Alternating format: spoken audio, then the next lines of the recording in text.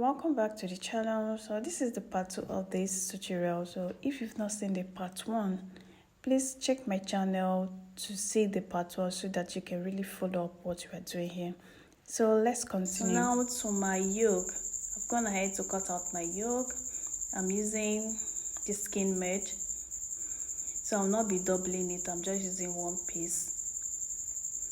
So if you like, you can cut 2 pieces and turn it, but I'll not be doing that. I'm just using one piece. So this is my back and this is my sleeve. So I'm gonna ahead to cut everything out. So this is how my sleeve is. So now at this point, you're supposed to have your client come in and you drape your yoke on here. But again, my client is not here, so I'll be using my mannequin to drape it.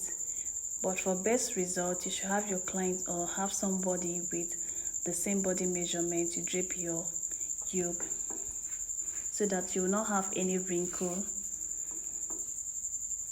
So yeah, I'm just using my mannequin. So this is how I get to do my yoke on my mannequin. Make sure that my shoulder seam matches with that shoulder line on my mannequin here. I use transparent seal tape to hold it in place on that shoulder line so it will not shake. Then from that point, I just pull it down and pin it to the front and also pin it to the back and make sure that I don't have any wrinkle. So that is how I maneuver when I'm making a dress that I don't have my clients.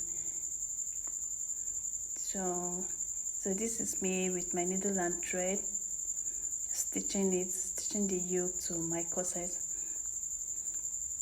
So because I cannot use my sewing machine to stitch it because of the caging I did. So if you can use your sewing machine and do it so.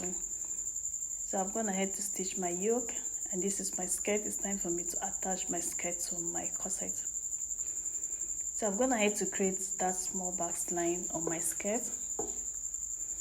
Like I always do in all my videos, I make sure that the side seam aligned with my side seam. So this is what I'm checking. So you just pin that point. So you have to measure from your armhole to where you want your skirt to start. So you mark it on both sides. So one skirt will not be higher than the other. So this is what I've done. So in order for me to have a very nice V, I have to cut a little from my center front so that I'll be able to fold it. But again, if you have your client, she can come in and you do this style line on her body. But if she's not around, just do it the way I'm doing and it will come out well.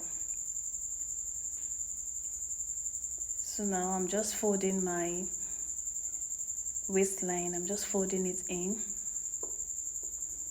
I'm not using my pins to hold it down. So I've pinned all my skirt waist. So this is how it's looking. I'm just checking to see if there's any correction. Like I always do, I only stitch on the front. I don't stitch to the back. It just helps for easy adjustment so that you can easily access the side seam in case you want to adjust anything. So I always stitch my skirt to just my front of the front of my corset. So this is my skirt on my mannequin here. This is what I'm showing you. The back is always open here. Don't worry, when she wears it, it will be very okay. To be okay. So now I'm just checking if there's any wrinkles so that I will adjust it.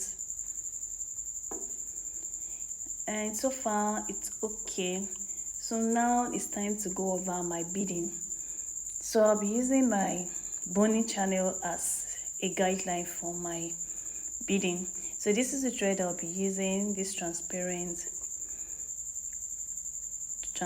thread or invisible thread, and this is my bead. So I'll just show you a little clip on how I did my I'll be doing the beading.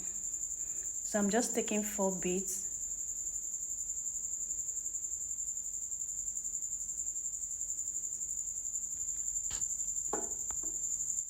So don't worry, I will show you a closer view on how I did this beading.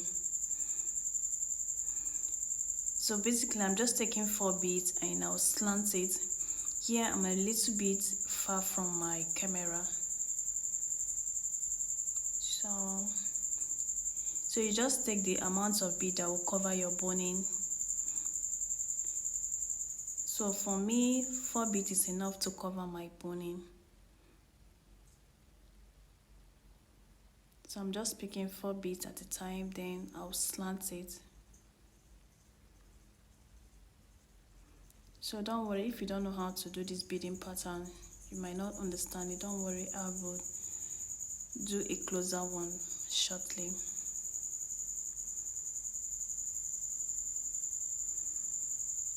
But it's very simple. Me looking at the video, you really understand what I'm doing.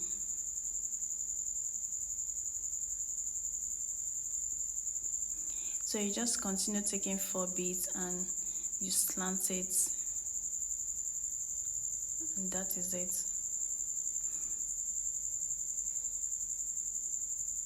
So you just do that for all the boning channels, both the front and the back. You repeat the same process. So at this point I want to create that little design I have on my cup. So I cut this part from the George. See, I'm just trying to decide how I will place the pattern here. So I'm just turning, checking, and try to calculate in my head the best way to place it.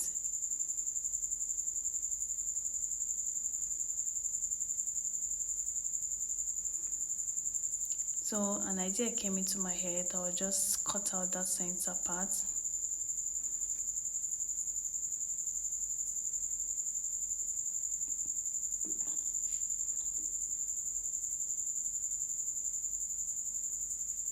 So after I've removed that part, I will just carry this other one and try to see if it can give me a better pattern.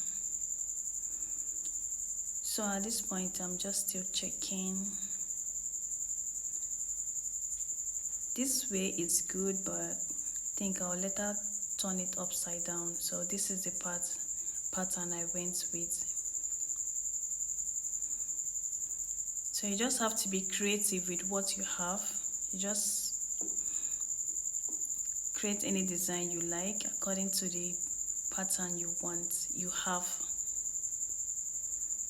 So I've gone ahead to pin that down. So now this is a closer view on how I did the beading on the boning. So like I said earlier, I just pick up 4 beads.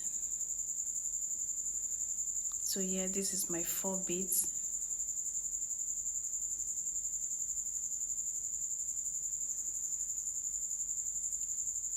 So I'm just showing that I need to slant it. So you see the way I'm taking my bead, my needle, I'm taking it backwards. Yeah. So you just have to slant it. So you just pick the amount of bead that will cover your boning. If your boning is bigger, you have to pick more beads. If it's smaller, you have to pick less bead. So it's just the same process. You just pick 4 beads. Then you slant your needle backwards, and that is it. It's not a difficult process, but it's really time consuming. See, I'm just showing you that I should not take it straight here, except that is the design you're going for. If you want it to be straight, yes, you can take it straight, but for the design I'm doing, you just have to slant it. So at this point, this is where we are. We are still beading on the boning channel while I'm checking my design if that is what I really want.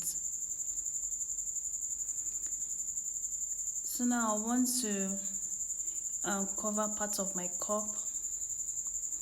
So this is the George. So I'm just trying to place the panel to see which pattern will best fit my cup. So I'm just pinning it first before I cut it out, just to have like an idea of how it will be, if that is the pattern I want. So you just have to be creative with what you have. So at this point I've decided what the pattern I want to use, so I'll just go ahead and cut it.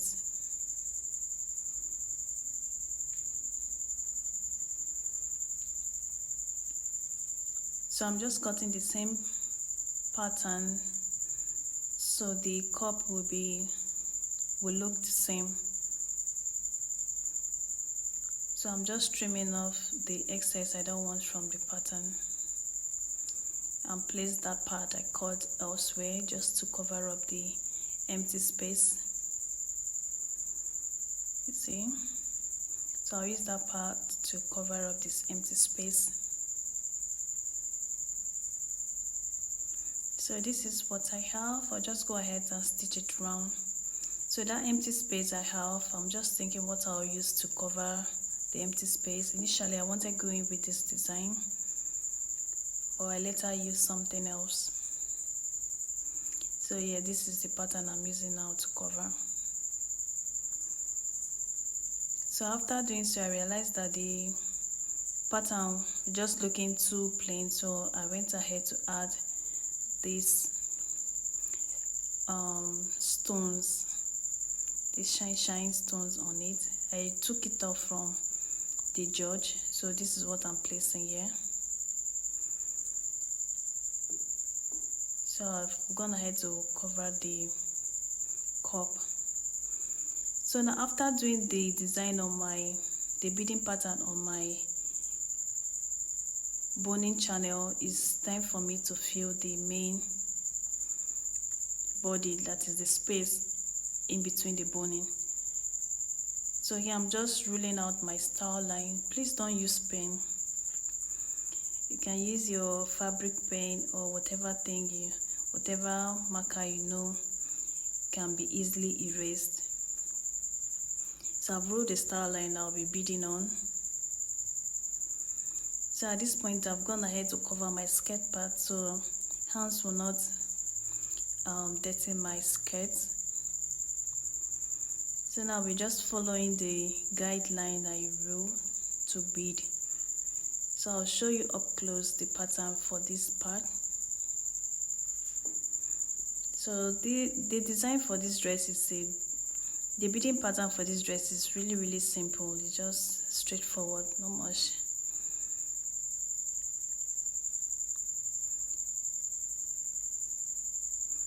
So this is what you would do. You just fill up your bead and measure it with your space you're filling and just attach it. So I don't know how to explain it, but just watch the video, you really understand how to do it. It's not hard at all.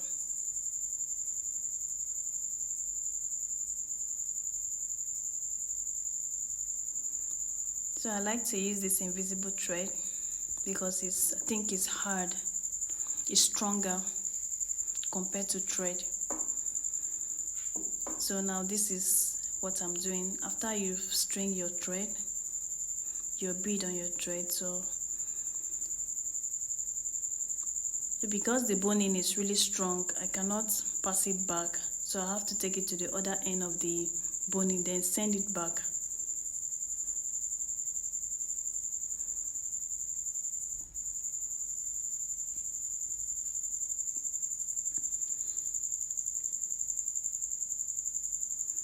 So that is it for the pattern on the body of the corset. So it's just that. So you just follow the style line. If you want to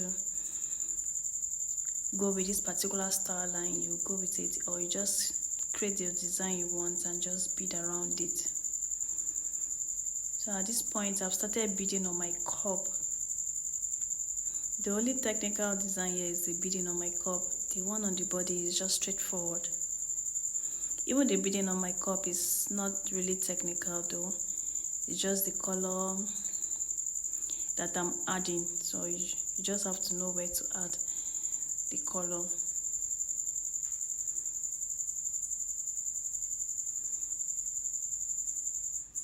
So at this point, we're just beading, following the style lines.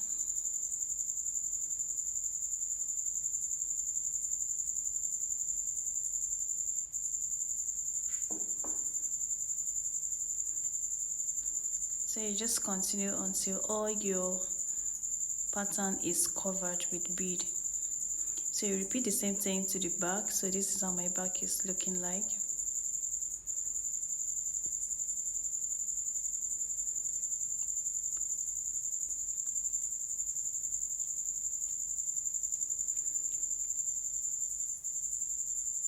So now to my cup, I'm just rolling the style line for my cup. Again, like I said, please don't use pen. You can use pencil, but I could not find any, so I'm just using the pen. That's why I'm not rolling the lines too. I'm not holding my pen too strong so that the lines will not be too visible. And also because my beads are closely knitted together, so the lines will not show, but it's safe for you to use something that you can easily erase. So I want to show you how I achieve the beading on my cup. So like any of my beading pattern, I have a very detailed tutorial on how to bead. So it's the same beading pattern I use. The only difference here is the colors I change while I'm beading. Otherwise, the beading pattern is the same.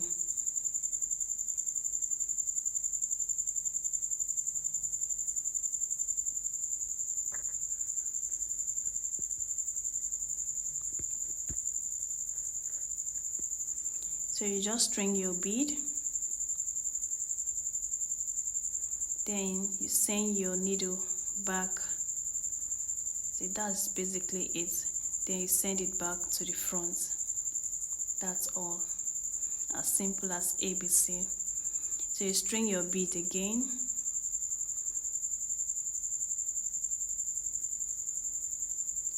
So now you can add your color. You just create any design you want. So you add your color where you want. As you can see, my colors are not stopping or starting at the same point. I'm just making it uneven. So if you want your own to be on a straight line, you can do that. So you just repeat the same thing until all the cup is covered. So I'm just using the gold bead to create a kind of gold effect. Like, I don't want the white to just start white. I want it to be like a flow. Yeah. So that's why I use that gold bead before using the white and making it uneven. So it will be like it's the applique that is flowing towards the down part of the cup. I hope that makes sense. So you just continue beading like that until you have your desired design.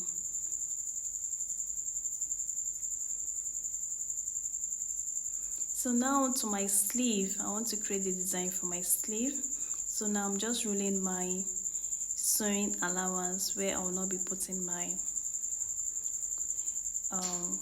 stones on, my cup chain. So I'm just rolling the lines, So this is my cup chain and this is the gum I'll be using. So you just roll your lines the way you want. So I'll just roll in anything I have in mind. So this is how I'm placing my cup chain. So I use this string to extract the uhu gum from the border. So this is how I placed my cup chain on my sleeve. So you just create any design or any pattern you want. So I've gone ahead to attach my sleeve to my dress. So now I'm just rolling the same design on my yoke. I don't have any design in mind. I'm just creating some branches. Yeah. See, I'm just repeating the same process. Apply your gum, put your cup chain and let it sit. So I'm just trying to make sure that both sides is looking symmetrical. I don't know why I would rule a style line and I'll end up not following the style line. So yeah, you just follow the pattern and place your cup chain the way you want. So yeah, there's no right or wrong here, just place it the way you like. So I've gone ahead to place it to the back too. So at this point, this is how my dress is looking like. So the next thing now is for my wrapper. So this is how my beading is looking, very nice. So for me to drape the wrapper, so you just go ahead and fold your wrapper into two so that you get your midpoint. This is what I have here. I've got to my midpoint. So with my needle and thread, you make sure that your thread is very strong. I folded my thread into 4 or 8. So you make sure that it's strong. So you just gather the midpoint, attach it to the center of your dress, just the way you see me do. So the draping is very simple. After attaching it to the midpoint of your dress, you just take it to the back. That's all. So don't mind my dress. My mannequin is bigger than my client. So I use the pin to hold it first so that I can adjust the pleat. So if there's anything I'll need to send it back, I can hold it. So after doing so, you just arrange the pleat.